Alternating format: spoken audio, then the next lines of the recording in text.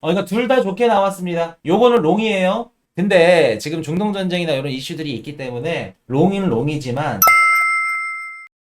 자, 미국의 신규 실업상 청구 건수 22만 5천 건 시장 예상치 상회를 했습니다. 그래서 살짝 높게 나왔는데 20만 초반 건은 의미 없다. 요 정도는 괜찮다라고 말씀을 드릴게요. 그래서 크게 의미 없기 때문에 요거는 걱정 안 해도 된다는 거. 아직도 미국의 고용자 괜찮다. 이민자들이 꾸준히 들어오기 때문에 신규 실업상 청구 건수 크게 변동성이 없었다. 자, 9월달 ADP 민간 고용 14만 4천 건. ISM 소비자 서비스업 지표 PMI 1년 반 내 최고. 자, ADP 민간 고용 지표 때문에 제가 오늘 발표되는 고용 지표 괜찮게 나올 것 같은데요. 라고 말씀을 드린 겁니다. 일단은 14만 3천 개가 증가를 했고, 월가 예상치가 12만 8천 개였어요. 한 15,000개 정도 높게 나왔죠. 8월 달에가 10만 3천 개. 그러니까 8월 달보다 더 증가를 했다는 겁니다. 민간 고용이. 그래서 노동시장 고용이 괜찮다. 라는 걸 알 수 있고, 이렇게 보시면은 뭐 비농업 고용지표 실업률도 오늘 발표되는 거 괜찮게 나올 가능성이 높다는 거겠죠. 뭐 세부 지표는 살짝 꺾인 것도 있는데, 그래도 고용이 늘었다는 건 우리가 괜찮다고 볼 수 있겠죠. 자, 미국 서비스업 PMI 지표 54.9, 1년 반 만에 최고치. 자, 미국의 뭐 GDP도 그렇고 미국의 경제 성장, 경제 상황을 알려면 제조업 지표보다 서비스업 지표를 보셔야 된다. 서비스업 지표가 54.9라는 건 굉장히 높다는 의미입니다. 일단은 PMI가 50 이상 좋다, 50 아래 안 좋다. 그렇게 보시면 되겠죠. 그래서 이게 2023년도 2월달 이후에 가장 빠르게 올라간 수치라고 해요. 전월 대비 3.4포인트가 상승을 했다고 합니다. 그리고 9월달에 성장세를 보인 산업도 12개 섹터 중에 12개 다 성장했다. 8월달에는 10개 성장, 12월달에는 12개 성장. 그래서 8월달보다 2개 정도 더 성장을 했다는 거. 서비스업 지표까지 좋다. 그래서 미국의 경제 지표는 지금 너무나도 좋다. 지금 당장 미국 증시가 빠질 이유는 이스라엘, 이란, 중동전쟁 빼고는 당장 없다. 그렇게 보시는 게 맞습니다. 자, 코인이슈님, 파업은요? 자, 드디어 종료됐습니다. 4일 만에 합의가 됐어요. 아마도 제가 10월 달에 코인 시장이 빠지는 이유, 빠질 수 있는 이유, 조정 가능성 이유 두 가지를 말씀을 드렸죠. 그 중에 한 가지가 파업이었어요. 항만 파업. 요게 어떤 역할을 주냐면 물가를 상승시킬 수도 있고요. 11월 초에 발표되는 미국의 고용 지표가 깨질 수도 있습니다. 실업자 수가 늘어날 수도 있습니다. 라고 말씀드렸던 거 기억하시죠? 근데 그 동부 항만 파업이 종료가 됐습니다. 4일 만에. 아마 해리스 쪽에서 이게 만약에 파업이 된다 그러면 물가도 그렇고 아예 그냥 다 깨질 수가 있어. 대선이 다. 그렇기 때문에 굉장히 긴급했던 걸로 봐요. 그래서 요게 4일 만에 종료가 되면서 우리한테는 10월달 악재가 한 가지 덜었다. 이제 우리 중동전쟁 한 가지 남았죠? 자, BOJ 비둘기파 노구치 의원 인내심 갖고 완화 정책 유지해야. 자, 제가 이번에 이시바 새로운 일본 총리 딱 부임하고 나서 모든 경제 방송 분석들이 뭐라 그래요? 금리 인상 아닌가요? 시장이 위험한 거 아닌가요? 무너지는 거 아닌가요? 자, 뭐라고 말씀드렸죠? 금리 인상인 건 맞지만 미국 대선 전까지는 금리 인상이라고 보면 안 된다. 왜? 미국에 영향을 주는 역할, 행동은 절대 하지 않을 거다.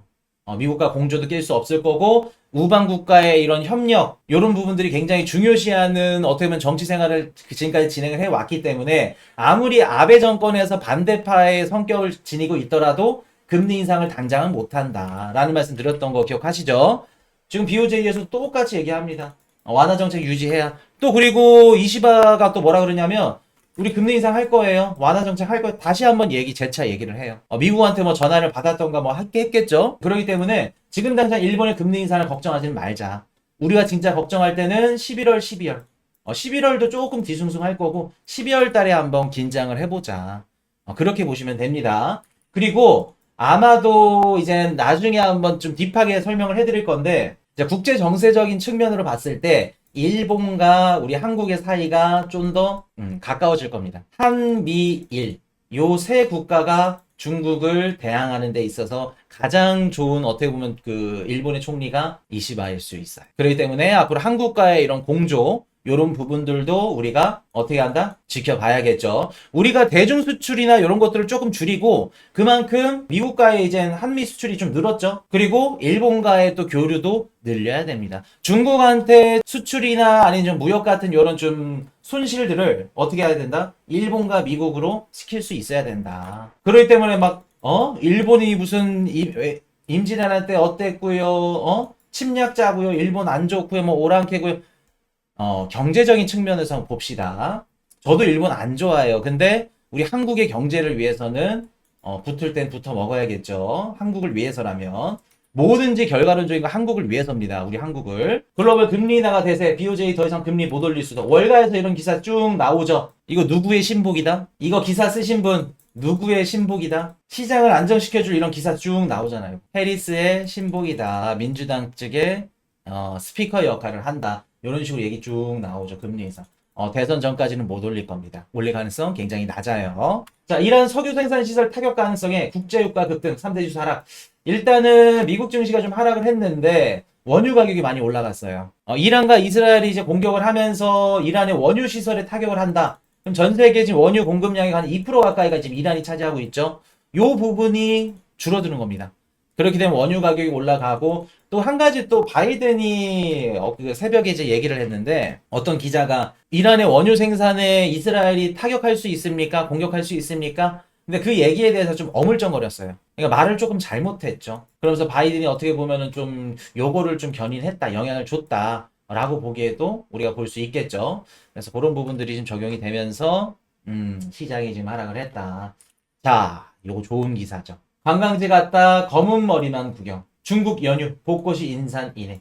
지금 중국의 연휴가 계속해서 진행되고 있는데, 이거 봐. 예전과 좀 다르죠. 코로나 때, 막 팬데믹 때 막, 억압해서 이동을 못 하게끔. 근데 지금 국경절 전에 돈을 미친 듯이 풀면서 국민들이 어떻게 해요? 소비 심리가 살아나면서 국경절 이후에 7일까지죠. 국경절 이후에 중국 증시가 다시 열린다, 개장된다 그러면 다시 한 차례 말아올릴 가능성이 높겠죠. 7일 이후에. 그래서 이번에 중국 그 국경절이 끝나는 시점이 굉장히 우리 시장한테도 중요합니다. 그래서 이거 한번 보셔야 돼요. 그렇게 되면은 전체적으로 뭐 코인이나 우리 주식시장에도 충분히 영향을 줄 수 있겠죠. 자, SEC 리플 항소 서류에 항소 이유 명시하지 않아. 리플 항소 서류 지금 계속 길어지고 있죠.